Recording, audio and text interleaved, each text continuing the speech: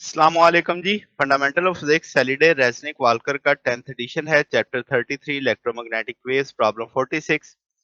Fig दे दी गई है 33.47 ए, जिसमें दिखाया गया है एक लाइट रे एक अंडरलाइंग मटेरियल से पानी में दाखिल हो रही है और ये थीटा 1 बनाएगी बाउंड्री एट द वाटर। वो कहता है कुछ आपके पास लाइट रिफ्रैक्ट हो जाएगी वाटर। अब नीचे वाले मटेरियल के लिए दो चॉइसेस हैं, यानी हम दो तरह का मटेरियल यहाँ पे कंसीडर सोचेंगे। एंगल ऑफ थीटा 2 यानी जो पानी के अंदर चला गया वो उसका ग्राफ दिखाया गया थीटा 1 के लिहाज से। अब हॉरिजेंटल स्केल थीटा 1 का है, यानी नीचे वाले मटेरियल का है, 90 डिग्री के साथ वो उसका मैक्सिमम दिखाया गया। विदाउट कैलकुलेशन हमने बताना है मटेरियल 1 और मटेरियल 2 में से किसका रिफ्रैक्टिव इंडेक्स ज्यादा है। फिर हमने बताना है कैलकुलेशन के साथ मटेरियल 1 और मटेरियल 2 का रिफ्रैक्टिव इंडेक्स। तो विदाउट कैलकुलेशन तो हम ग्राफ की मदद ही लेंगे। फिग बी से हम कहेंगे एंगल ऑफ इंसिडेंट और एंगल ऑफ रिफ्रैक्शन इक्वल होंगे 45 के ऊपर। तो अब अगर आप देखें कि y की वैल्यू और x की वैल्यू यहाँ पे बराबर आएगी, मगर जो आप लाइन ऑफ 45 आप कह सकते हैं कि इस जगह पे जो आपके पास है, अब जो कर्व 1 है वो फॉल कर रही है अंडर द सच कंडीशन कि आपके पास वो उसके अंदर है, यानी आपके पास जो कहते हैं कि ये 45 के ऊपर मीट कर रही है थीटा 1 के साथ। जो हम कहते हैं कि एंगल ऑफ रिफ्रैक्शन लेस है एंगल ऑफ इंसिडेंट से।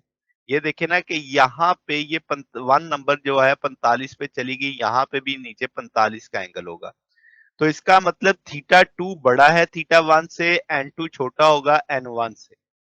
तो अब हम कह सकते हैं कि सेम आर्गुमेंट हम यूज कर सकते हैं कि जो एन 1 है मटेरियल 2 का वो भी ज्यादा होगा किसके लिए, एन 2 के लिए, क्योंकि वो भी सेम उसी तरीके से आप फॉलो कर रहे हैं। अच्छा, इस चीज को हम मैथमेटिकली ज्यादा अच्छे से समझ सकते हैं। आप देख सकते हैं इधर भी 45 है, ये भी 45 है, तो पहला केस हम मटेरियल 1 के लिए ले लेते हैं। N1 मटेरियल के लिए हो गया, N2 वाटर के लिए हो गया, तो N1 आ जाएगा N2 sin theta 2 over sin theta 1। अब हम जानते हैं कि भाई N2 ये 90 डिग्री पे जब पहुंचता है 1 के लिए तो ये 45 पे आता है। 45 का मतलब 90 का हाफ, तो 1/2 90 कर दिया मैंने यहाँ पे 1 के लिए। और पानी का रिफ्रैक्टिव इंडेक्स हमें पता है 1.33 होता है, तो ये 1.9 आ जाएगा, जो कि ज्यादा है किससे, जिससे हमने कहा था कि N1 बड़ा है किससे, N2 से। अब सेकंड मटेरियल के लिए भी सेम थॉट सेम चीज चलेगी, मगर अब आपने N1 मटेरियल 2 के लिए ले लिया है, N2 वाटर के लिए है, उसी तरीके से चलेंगे। अब जो 2 नंबर देखें तो वो 75 डिग्री पे जाके मीट कर रहा है, यानी उसका एंगल ऑफ रिफ्रैक्शन 90 डिग्री होता है जब उसका एंगल 75 है। तो हम इसे 3/4 90 कह लेंगे। तो ये अब आपके पास इसी तरीके सॉल्व करेंगे, 1.4 है, ये भी ज्यादा है N1 से, यानी N1 बड़ा है किससे, N2 से।